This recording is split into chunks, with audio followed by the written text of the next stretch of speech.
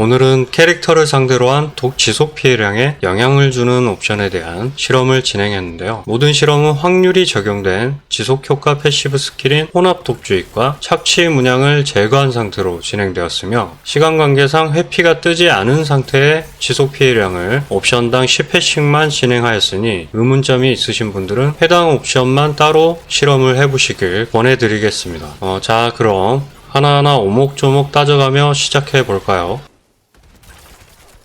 이번에는 엑셀로 이렇게 작업을 좀 해봤는데요. 정복자 보드의 문양에 따른 지속 피해량 평균치를 실험을 할 거고요. 그냥 쓸만할 때 소박, 좀 괜찮다 싶을 때 중박, 이건 좋다 그럴 땐 대박, 이건 완전 진짜 개쩐다 그럴 때는 초대박, 이렇게 나눠봤고요. 색깔로 표시를 해둘 겁니다. 우선 제일 첫 번째로 실험을 해볼 거는 바로 민첩에 대한 실험이고요. 현재 민첩이 1091인데 민첩 100을 추가했을 때 과연 지속 피해량이 얼마나 오르는지 먼저 알아볼게요. 원래 실험은 10회씩 끊어서 했지만 여러분에게 영상으로 이렇게 다 보여드리기에는 너무 시간이 오래 걸려서 일단 1회씩만 다 자르고 1회씩만 보여드리는 걸로 그렇게 진행을 한번 해보겠습니다.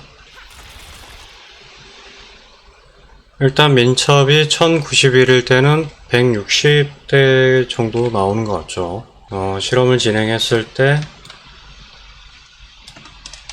평균은 167.1 정도 나왔고요. 다음은 1191일 때 민첩을 올리게 되면 연발 사격 피해량도 올라가게 되죠. 100을 올렸을 때 기본 피해량이 맥시멈으로 봤을 때 700 정도 오른 것 같죠.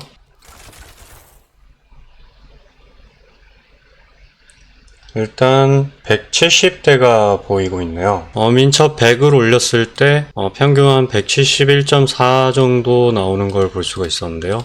굉장히 미미한 수치인데 일단은 이거는 소박으로 처리를 해두고, 다음은 부스러기 문양을 적용했을 때 민첩은 1176으로 맞췄고요. 일단 이게 왜 작용을 하는지는 저도 잘 모르겠는데 물리 피해가 올랐는데 연발 사격 기본 피해량이 올라갔죠. 그래서 요즘에 제가 연발 사격 기본 피해량이 올라가는 이 부스러기를 정복자 보드에 장착을 하고 플레이를 많이 해봤는데 정확한 실험을 해본 적은 없었어요. 그래가지고 이거를 진짜 사람들한테 권유를 해도 되나 싶어서 다 실험을 한번 해봐야 되겠다는 생각으로 이것도 진행하게 된 거고요. 부스러기 문양을 적용했을 때 지속 피해가 얼마나 오르는지 한번 볼게요. 이렇게 부스러기 문양을 적용을 하고 다른 문양은 전부 제거를 한 상태예요. 지금 163이 나오고 있죠? 165가 나왔고요. 부스러기 문양을 적용을 했을 때 실험 결과가 이렇게 나왔어요. 전혀 지속 피해량이 늘어난 게 없죠. 거의 지금 문양이 아예 없을 때랑 똑같은 수치가 나왔어요. 그래서 부스러기 문양은 전혀 독 지속 피해량이랑 관계가 없다. 그냥 연발 사격 기본 피해량만 늘어났을 뿐 지속 피해량은 늘어나지 않았다 라고 보면 될 것 같습니다. 근데 문제는 일단 이거는 취약을 걸지 않고 때렸을 때 지속 피해량이고, 만약에 취약을 걸었을 때는 또 어떻게 되는지는 나중에 또 실험을 해봐야 될 것 같아요. 근데 이게 취약이 안 걸렸을 때는 이렇게 나온다. 전혀 옳은 게 없죠.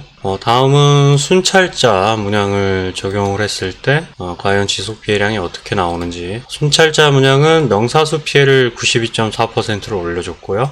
물리 피해랑 같죠. 연발 사격 기본 피해량도 동일하게 오르네요. 한번 실험을 진행을 해볼게요. 자, 순찰자 문양을 적용을 했죠. 246이란 수치가 나오네요. 212가 나오고요. 굉장히 많이 올랐죠? 결과가 부스러기랑은 완전히 다른 결과가 나왔어요. 똑같이 연발 사격 기본 피해량이 오르는 옵션이지만 명사수 피해는 지속 피해량이 많이 올랐죠? 지금 평균치가 지금 굉장히 차이가 나고 있어요. 이거 같은 경우에는 굉장히 중요한 옵션이겠죠, 이러면. 초대박에 속하는 옵션입니다. 다음은 파멸이죠. 독 피해를 77.2% 올려주게 적용을 했고요. 10% 확률로 지속 피해 2배 적용되는 옵션은 육안으로 확인이 되죠. 수치가 갑자기 뻥튀기가 된다거나 그러면 그 수치는 빼버렸어요. 대체적으로 균등하게 나오는 수치만 적용을 할 거고요. 일단 실험을 한번 볼게요. 파멸 문양을 적용을 했죠. 210이 나오고 있고요. 183이 나오네요. 일단 파멸을 적용을 했을 때 지속 피해량은 이렇게 나왔고요. 문양이 아예 없을 때보다는 많이 올랐죠. 순찰자만큼은 오르지는 않았어요. 물론 순찰자를 좀 많이 찍긴 했지만 다 찍게 되면은 100%가량을 맞출 수가 있죠. 독 피해를 77.2% 올렸을 때 지속 피해량의 평균치는 이 정도가 나왔어요. 명사수 피해는 92.4%를 올렸는데 독 피해는 조금 덜 올렸죠. 그걸 감안을 했을 때 파멸은 중박 아니면 대박 정도는 된다. 10% 확률로 지속 피해 2배 적용되는 옵션이 적용을 한다면 대박 또는 초대박으로 볼 수 있다고 생각을 합니다. 일단 파멸은 중박으로 둘게요. 다음은 영리함이죠. 파멸은 독 피해를 올려주지만 영리함은 비물리 피해를 올려주죠. 독 피해, 냉기 피해, 암흑 피해 세 가지 다 포함이 되는 옵션이죠. 파멸을 착용했을 때랑 달라지는 거는 독 피해만 조금 오르는 정도라고 보시면 될 것 같아요. 무의미한 수치긴 한데 좀 더 오른다 라고 보시면 될 것 같고, 일단 영리함에는 15초간 비물리 피해가 1에서 10% 증대되는 효과가 있죠. 영리함을 장착을 하고요. 77% 맞췄죠. 피해량이 얼마나 나오는지 볼게요. 246. 252. 굉장히 높은 수치가 뜨고 있죠. 이렇게 영리함으로 실험을 했을 때 결과가 이렇게 나왔어요. 파멸보다 굉장히 높은 수치가 나왔죠. 순찰자에 버금가는 수치가 나왔습니다. 제가 봤을 때는 이 추가 옵션이 작용을 한 것 같아요. 그래서 평균치가 227.4가 나왔다. 영리함 같은 경우에는 초대박에 속하겠죠. 다음은 효용성입니다. 효용성 같은 경우에는 주입기술의 효과가 20% 고변산으로 증가를 하죠. 일단 효용성을 희귀노드가 아무것도 없는 곳에다 먼저 껴서 진행을 해보고요. 왜냐면 희귀노드까지 수치가 오르게 되면 실험이 정확해지지가 않으니까 독피해량이랑 상관이 없는 쪽에다가 일단 장착을 하고 실험을 한번 진행해 볼게요. 효용성을 지금 치약이 안 걸리는 상태니까 약점 노출 보드에다가 장착을 하고, 특별히 오른다고 볼 수 있는 건 민첩이 있는데 이 수치는 되게 미미한 수치죠. 지속 피해량이 얼마나 나오는지 한번 볼게요. 194가 나오고 있고요. 188. 효용성 문양 같은 경우에는 희귀노드에 아무런 증가가 없을 때 지속 피해량을 이렇게 보여줬고요. 평균은 210이 나왔네요. 파멸보다도 월등한 수치죠. 효용성 문양은 무조건 장착을 해야 된다 라고 생각하시면 될 것 같네요. 그러면 만약에 효용성 문양에 공격력 증가가 되는 노드에다가 장착을 하게 되면 과연 그 수치가 얼마나 오르는지 한번 진행해 볼게요. 일단 공격력이 25%가 증가가 되죠. 그거에 따라서 연발 사격 기본 피해량도 굉장히 많이 증가폭을 보여주고 있어요. 한 1300 정도가 늘었네요. 효용성 문양을 목격자 제거 보드에다가 장착을 하고 공격력이 총 다해서 45%가 증가되겠죠. 233, 242. 효용성을 공격력 증가 희귀노드가 있는 곳에 장착을 했을 때 공격력 증가가 없을 때보다 데미지가 훨씬 더 많이 올랐죠. 오히려 순찰자를 다 찍은 것보다 효용성이 훨씬 더 많이 오르는 걸 볼 수가 있습니다. 굉장히 효율적인 문양이라고 생각하시면 될 것 같고요. 그냥 효용성은 대박으로 치면 될 것 같고, 공격력 증가 노드에다가 박은 효용성은 초대박으로 보면 될 것 같습니다. 다음은 다재다능이고요. 다재다능 같은 경우에는 비기본, 비핵심 기술이 15% 고변산으로 증가가 되죠. 이것도 일단은 희귀노드의 독 지속 피해량이랑 전혀 상관없는 곳에 다재다능을 넣고 먼저 실험을 한번 진행해 볼게요. 취약 피해랑 물약 치유량, 이거는 전혀 효과가 없는 곳이죠. 197.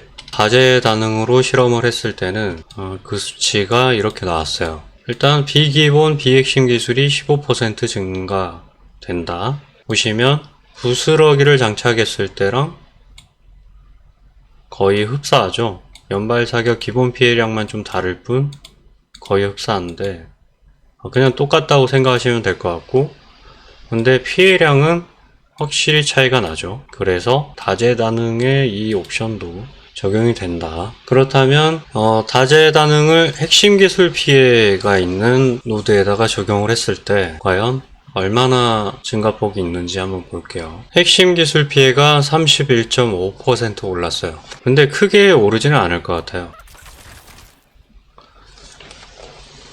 일단 222가 나오고 있고요. 198. 다재다능으로 핵심 기술 피해까지 증가를 시켰을 때 지속 피해량은 217이 나왔고요. 일단 다재다능을 적용을 했을 때 순찰자, 노드를 다 찍은 순찰자만큼의 효율은 있다 라고 생각하시면 될 것 같고, 영리함이나 효용성과도 거의 흡사한 수치를 보여주고 있죠. 효용성은 거의 압도적이고요. 다재다능이 그나마 따라가고 있다. 그러면 이것도 초대박으로 표시를 하면 될 것 같고, 다음은 본거지 문양을 실험을 해볼 건데요. 우선 본거지 같은 경우에는 근거리 피해가 77.2% 오르게 맞춰놨고, 민첩은 똑같이 1176이고 특별히 변동이 크게 있는 건 없죠. 지금 영상 제작을 하고 있는데 이게 실험하는 것도 굉장히 오래 걸렸거든요. 영상을 또 이렇게 하나하나 짚어가면서 제작을 하다 보니까 굉장히 오래 걸리고, 그래서 그냥 이거 어차피 다 하나하나 보시지는 않을 것 같으니까 그냥 엑셀 파일을 놔두고 설명을 해드릴게요. 그게 낫겠죠. 모든 실험을 마쳤을 때 결과는 이렇게 나왔고요. 아까 다재다능까지 본거지까지 하다가 말았죠. 본거지의 경우 213의 평균치가 나왔어요. 지속 피해량이. 근거리 피해 77.2%가 올라갔을 때 이만큼의 수치를 보여줬다. 가끔 240도 나오긴 했고요. 이게 좀 실험을 좀 잘못한 부분이 없잖아 있는 게, 순찰자 같은 경우에는 명사수 피해를 굉장히 많이 찍어놨었어요. 근데 본거지는 지금 별로 안 찍었죠. 근거리 피해가 77.2%인데 이 수치를 좀 맞춰서 찍었어야 되는데 제가 좀 잘못했어요.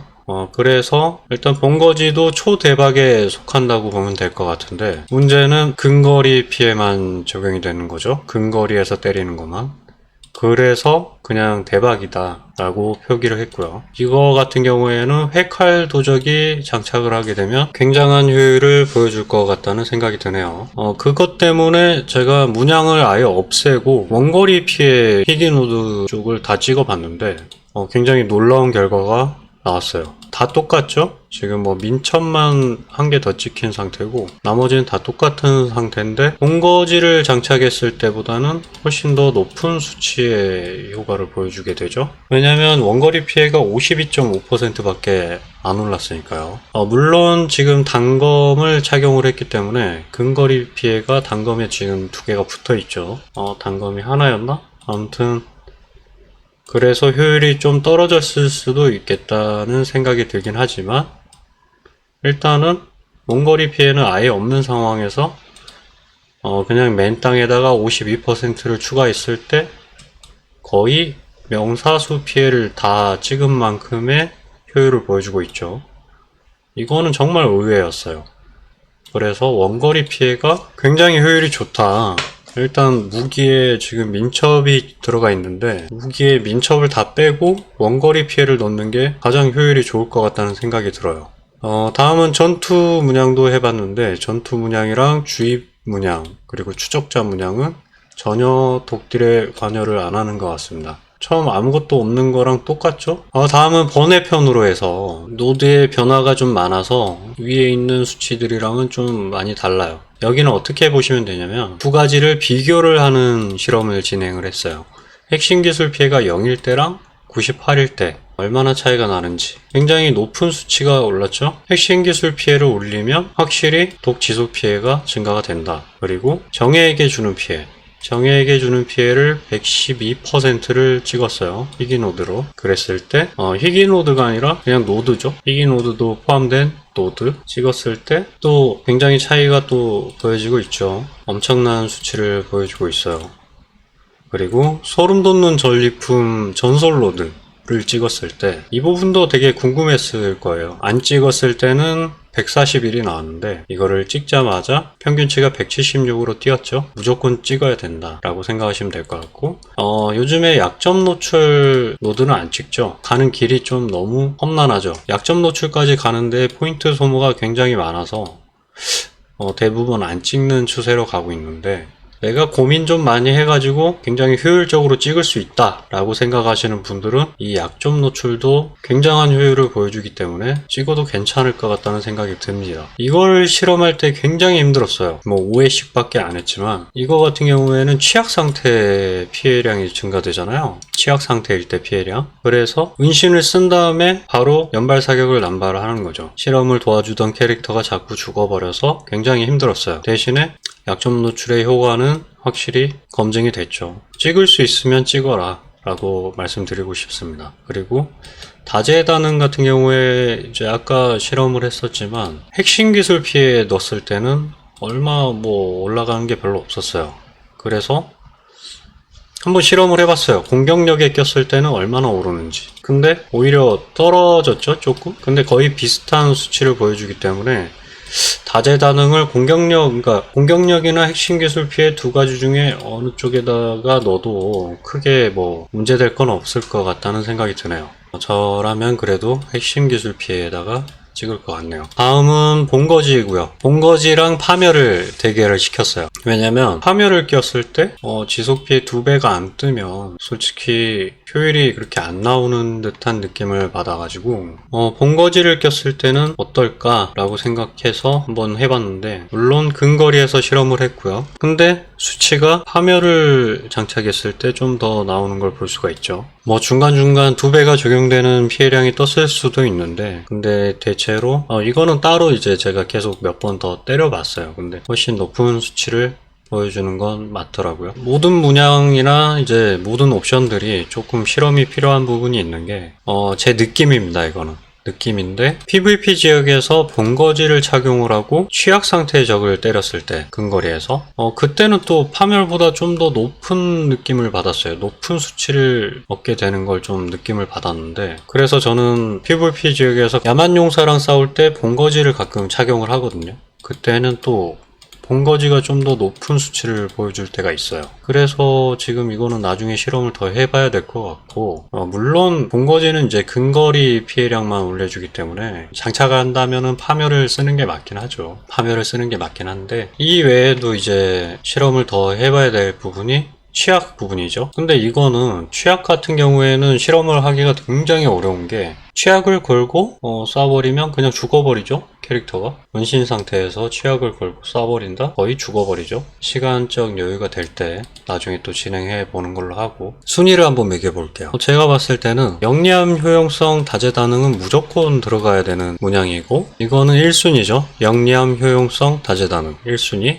순찰자도 1순위. 그리고 원거리 피해를 무조건 찍어라, 아니면 무기에서 민첩을 제외하고 원거리 피해를 넣어라, 이렇게 말씀드릴 수 있고요. 파멸 같은 경우에는 영리함이랑 같이 적용을 하면 독 피해량이 굉장히 높게 오르기 때문에 또 적용을 해야 될 것 같고, 그럼 벌써 1, 2, 3, 4, 5, 5개가 들어가죠. 하나는 뭘 넣어야 되냐? 6개면 이제 여기다 착취를 넣으면 되겠네요. 착취를 넣어서 6개를 맞추면 될 것 같습니다. 이 원거리 피해를 꼭 찍어라. 그쵸? 원거리 피해가 있는 보드에 근거리 피해도 같이 있죠? 그것도 찍을 수 있으면 찍어주는 게 좋겠죠. 물론 이게 높아지면 높아질수록 효율이 좀 낮아지는 느낌이 있는 것 같아요. 근데 원거리 피해는 52만 찍었을 때도 굉장히 높은 효율을 보여줬어요. 밑으로 내려와서 핵심 기술 피해 굉장히 중요하다. 그리고 정예에게 주는 피해, 이것도 찍을 수 있으면 찍는 게 좋다. 소름 돋는 전리품, 이거는 무조건 찍어라. 효율이 가장 좋은 노드죠, 전설 노드 중에. 그리고 약점 노출은 포인트 소모가 너무 크기 때문에 적극적인 추천은 못 하겠는데, 일단 이것도 찍을 수 있으면 찍어라. 효율이 좋다. 대신 취약 상태일 때만. 그리고 다음은 다재다능은 아무데나 넣어도 된다. 공격력이든 핵심 기술 피해도. 본거지 파멸. 저라면 파멸을 장착할 것 같아요. 영상을 다 만들고 보니까 차라리 처음부터 그냥 표로만 설명을 드렸으면 어땠을까라는 생각이 드네요. 지루해서 나가신 분도 계셨을 거라 생각이 드는데요. 그래도 지금 제가 하는 한 말씀을 듣고 계시는 분들은 끝까지 시청을 해주신 분들이니까 너무 감사드리고요. 다음에는 이 표를 기반으로 PVP 세팅을 다 정리를 해서 정복자 보드랑 스킬이랑 아이템까지 다 설명을 드리는 영상을 한번 제작해서 올려보도록 하겠습니다. 저와 같은 수익이 없는 유튜버들은 여러분의 구독과 좋아요를 통해서 굉장한 동기부여를 얻게 돼요. 이런 실험 같은 경우에도 그렇고 열심히 영상을 제작해서 여러분한테 좋은 정보를 전달할 수 있는 힘을 얻을 수 있도록 구독과 좋아요 많이 부탁드리겠습니다. 감사합니다.